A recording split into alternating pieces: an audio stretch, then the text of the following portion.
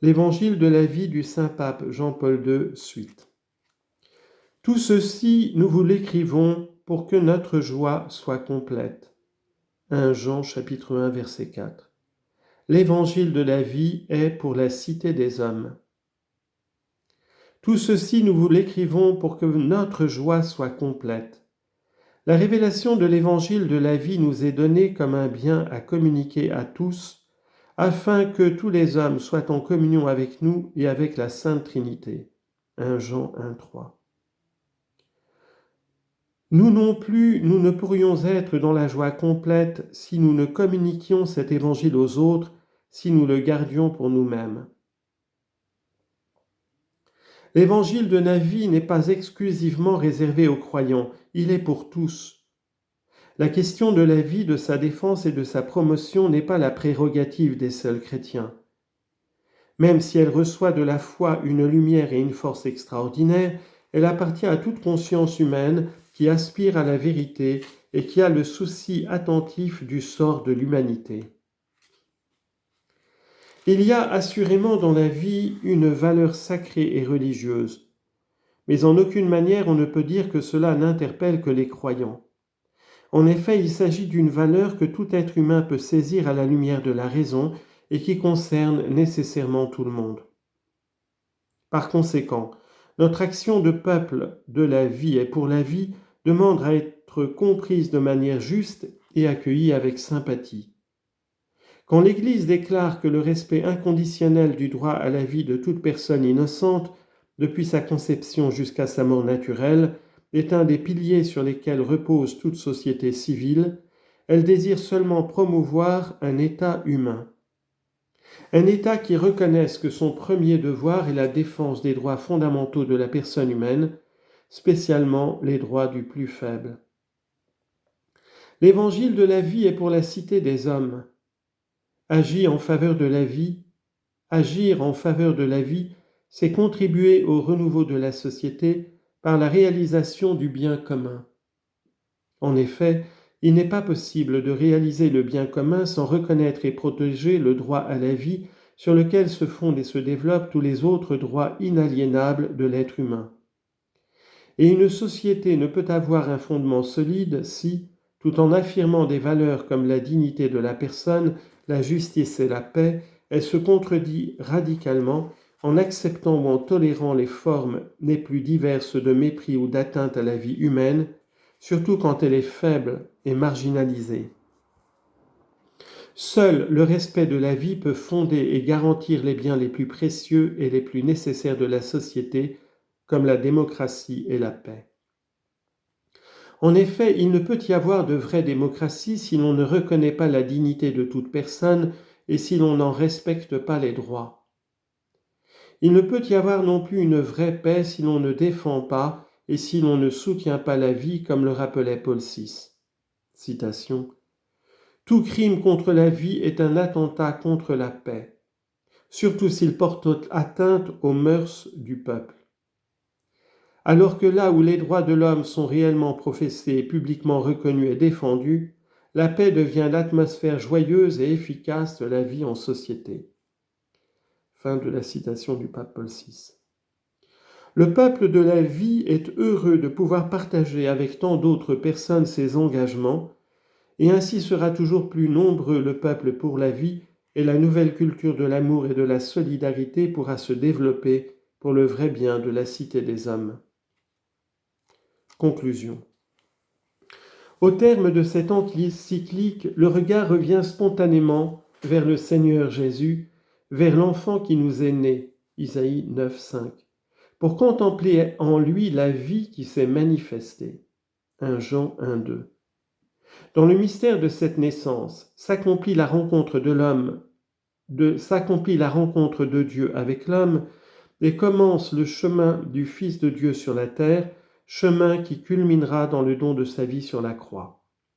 Par sa mort, il vaincra la mort et deviendra pour l'humanité entière principe de vie nouvelle. Pour accueillir la vie au nom de tous et pour le bien de tous, il y eut Marie, la Vierge Mère.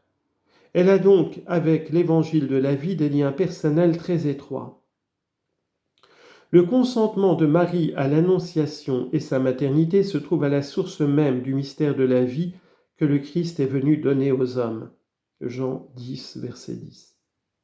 Par son accueil, par sa sollicitude pour la vie du Verbe fait chair, la condamnation à la mort définitive et éternelle a été épargnée à la vie de l'homme.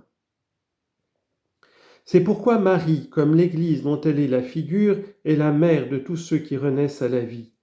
Elle est vraiment la mère de la vie qui fait vivre tous les hommes, et en l'enfantant, elle a en quelque sorte régénéré tous ceux qui allaient en vivre. En contemplant la maternité de Marie, l'Église découvre le sens de sa propre maternité et la manière dont elle est appelée à l'exprimer. En même temps, l'expérience maternelle de l'Église ouvre la perspective la plus profonde pour comprendre l'expérience de Marie comme modèle incomparable d'accueil de la vie et de sollicitude pour la vie. Un signe grandiose apparut au ciel, une femme enveloppée du soleil. Apocalypse chapitre 12, verset 1. La maternité de Marie et l'Église. Le rapport réciproque entre le mystère de l'Église et de Marie apparaît clairement dans le signe grandiose décrit dans l'Apocalypse. Une femme enveloppée du soleil, la lune sous ses pieds et 12 étoiles couronnant sa tête. Apocalypse 12, 1. L'Église reconnaît dans ce signe une image de son propre mystère.